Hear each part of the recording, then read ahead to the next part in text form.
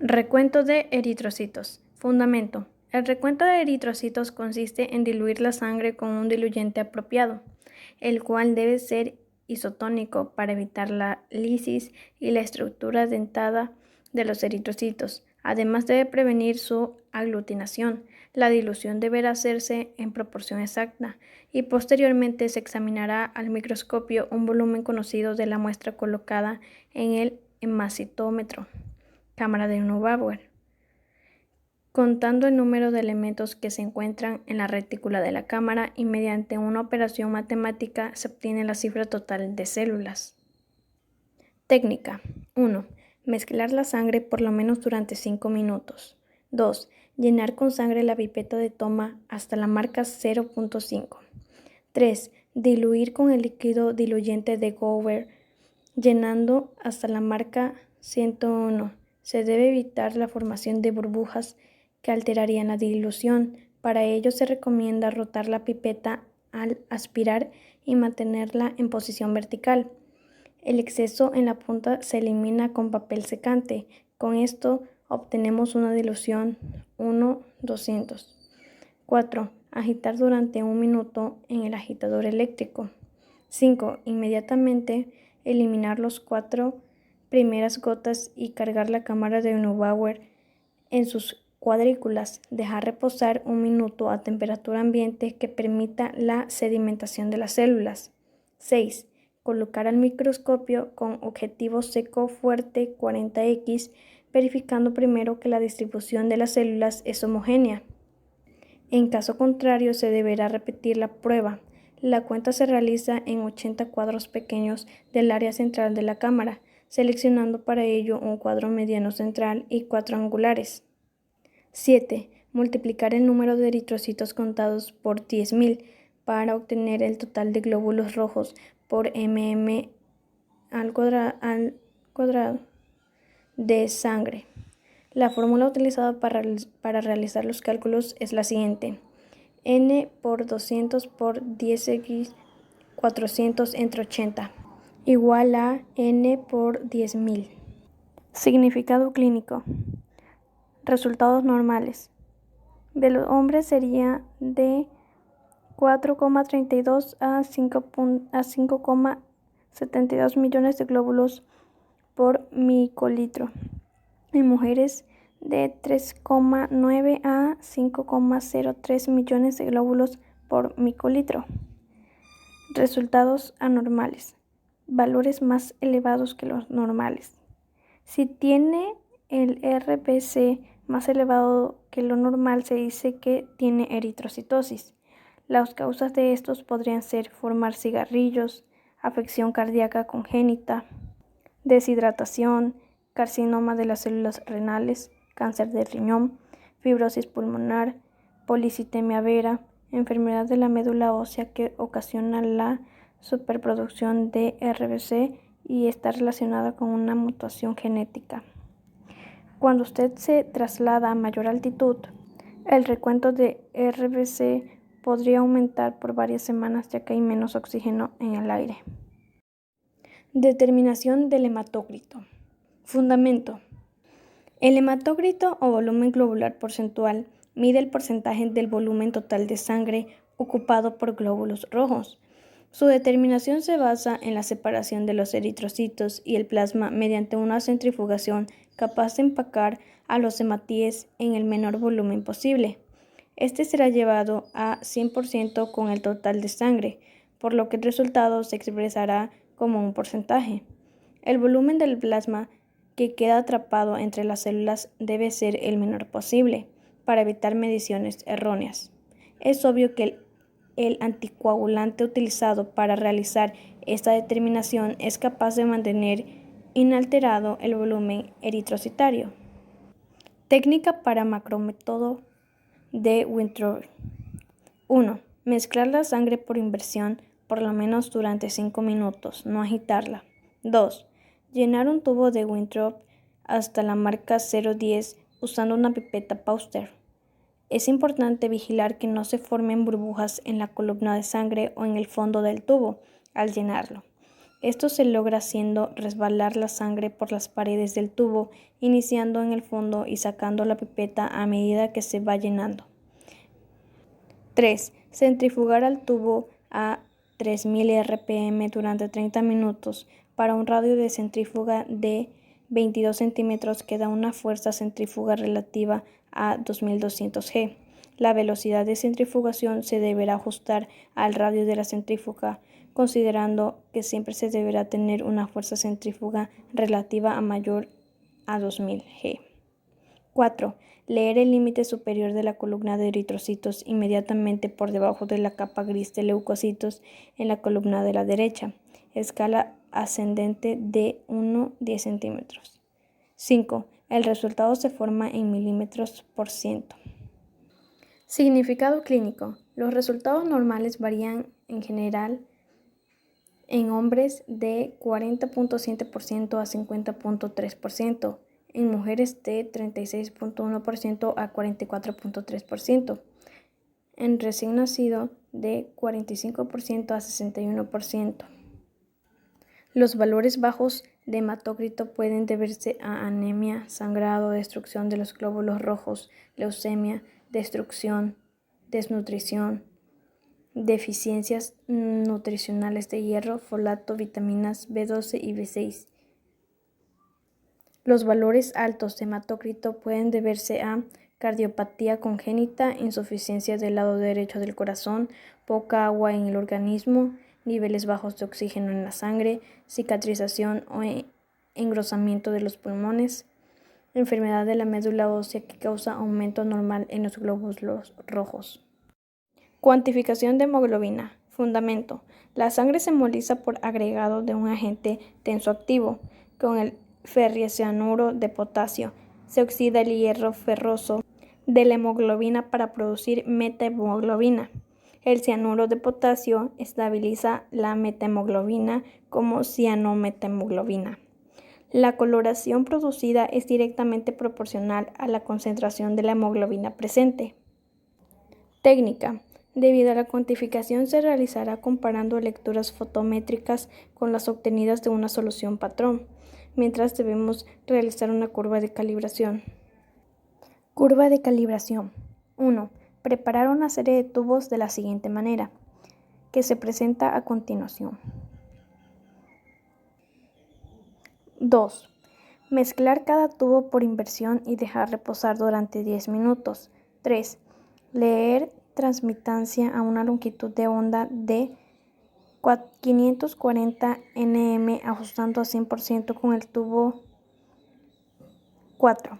Hacer la curva en papel milimétrico graficando concentración contra transmitancia.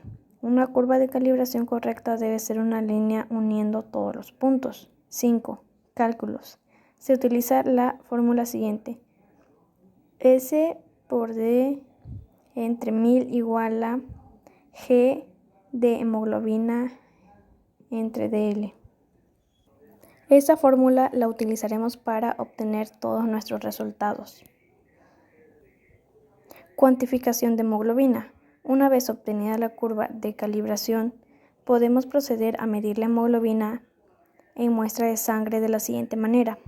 1. Usando pipeta volumétrica, pipetear 5.0 milímetros de la solución de Daptin en un tubo de ensayo de 13 por 100 mm. 2. Agregar 0.02 milímetros de sangre con la pipeta de Saaty. 3. Mezclar por inversión y dejar reposar durante 10 minutos. 4.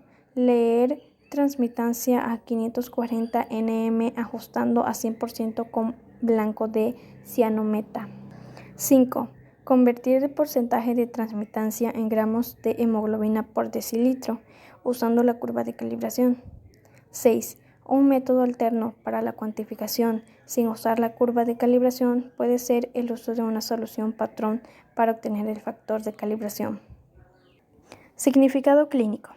Si los niveles de hemoglobina están bajos, esto podría ser signo de diferentes tipos de anemia, talasemia, deficiencia de hierro, enfermedad del hígado, cáncer y otras enfermedades. Si los niveles de hemoglobina están altos, esto podría ser signo de enfermedad pulmonar, enfermedad del corazón, policitemia vera, un trastorno en que el cuerpo produce demasiados glóbulos rojos.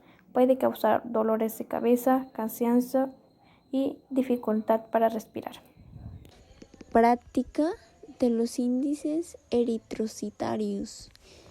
Se denominan índices eritrocitados primarios al hematocrito, al reencuentro de hematosis y a la concentración de hemoglobina. A partir de ellos podemos obtener los índices eritrocitarios secundarios, que son el volumen corpuscular medio, la hemoglobina coscopilar media y la concentración coscopilar media de hemoglobina. Como para calcular los índices eritrocitarios necesitaremos el hematocrito, el reencuentro de hematíes y la concentración de hemoglobina. Vamos a realizar cada práctica por separado. Breve explicación de la práctica. El reencuentro de hematíes o RBC consiste en determinar el número de eritrocitos presentes en un volumen determinado de sangre, normalmente en 1 mm cúbico de sangre, pipeta. Velocidad de sedimentación globular. La prueba de la velocidad de sedimentación de los eritrocitos mide la velocidad con que los glóbulos rojos se depositan en el fondo de un tubo de ensayo. Una inflamación o una infección pueden generar más proteínas en la sangre, lo que puede hacer que los glóbulos rojos se hundan y se depositen más deprisa en el fondo del tubo.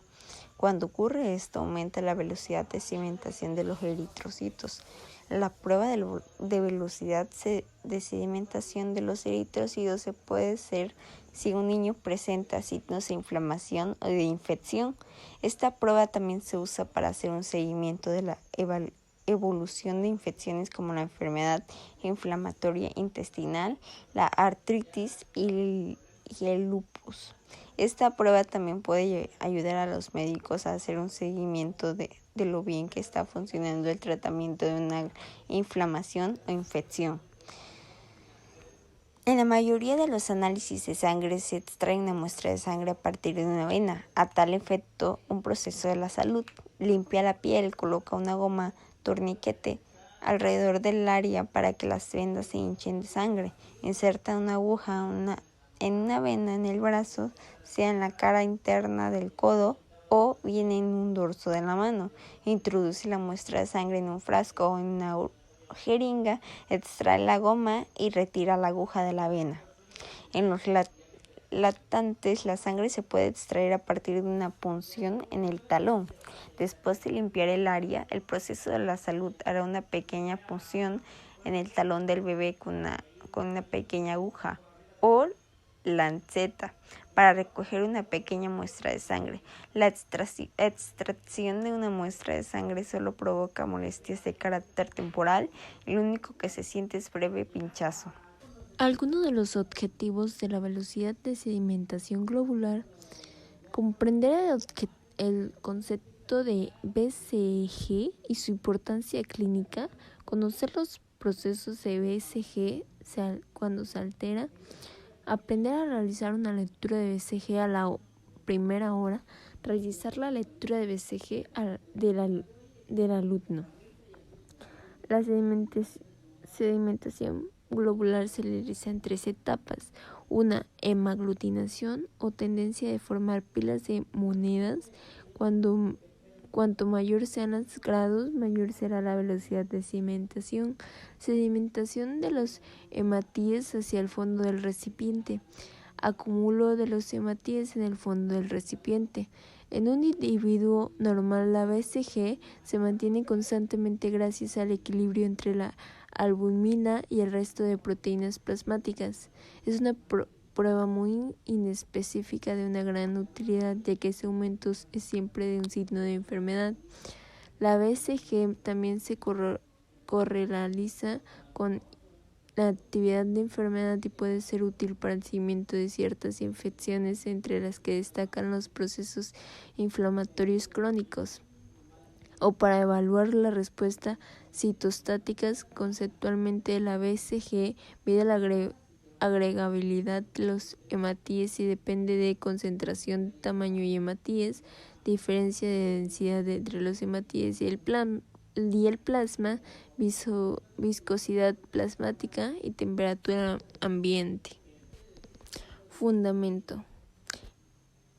Es un test no específico que puede ser utilizado para detectar un amplio rango de enfermedades y para monitorear el curso evolutivo de ciertas enfermedades crónicas, como los procesos inflamatorios crónicos, artritis reumatoide o las respuestas a la terapia. Por ejemplo, son con citostáticas, enfermedad de linfomas. Sin embargo, en ocasiones cuadros tan graves como neoplasías y cirrosis pueden presentar una BCG normal. Constituye uno de los tests más utilizados como screening en el laboratorio clínico. Se trata de un método sencillo para realizar y se requiere equipamiento simple.